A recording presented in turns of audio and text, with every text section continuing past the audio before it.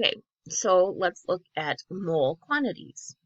So you can see that 1 mole, while it's a static number, is going to be a different amount for the different either elements or the compounds. So how do we do calculations using molar mass? Well, the molar mass conversion factors are fractions or ratios that are written from the molecular mass. We're going to relate the grams and moles of an element or a compound in order to do these calculations. For example, for methane, CH4, and this is used, it's the stinky gas, right, that they put actually sulfur component in it. It smells, right? Is that methane? No, it's cow farts. Anyway, CH4 is used in gas stoves and gas heaters. So 1 mole of CH4 is 16.05 grams of CH4, and that would be the molar mass equality.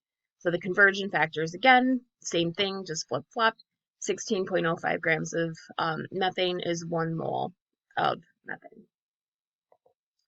So how do we use this to calculate moles from the mass or mass to moles? So kind of what we were doing in the earlier video, except for backwards, okay?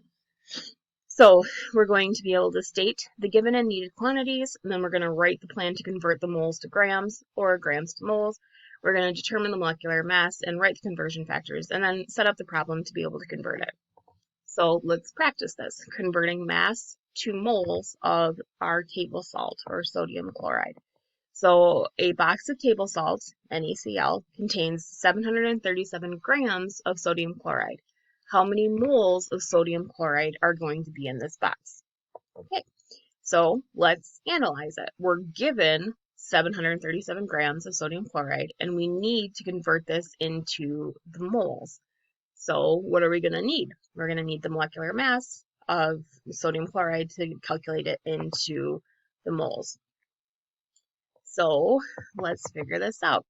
So we're going to determine the molecular mass and write the conversion factors. So we have 22.99. Okay, I'm sorry, come back up here.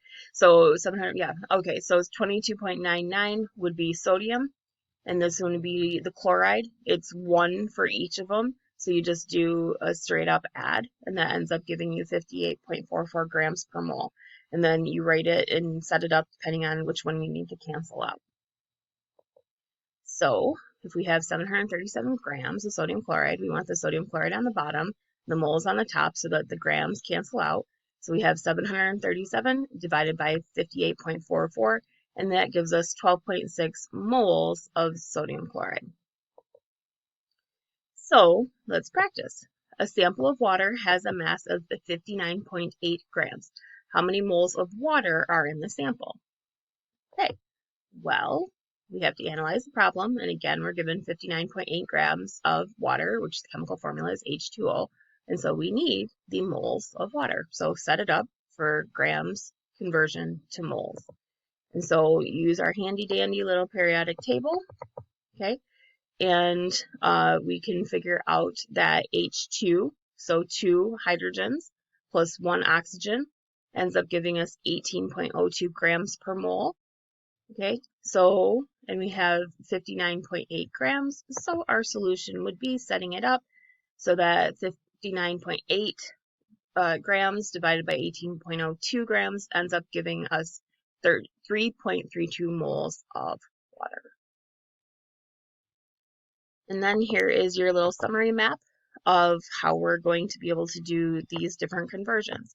So you have your mass, moles, particles. You can see going from grams to moles, we need our molar mass. We're going from moles to atoms, we're going to need Avogadro's number. We're going to use from particles of atoms to molecules, the formula subscripts for moles to moles so that we can do all those calculations. All right, great job, you guys.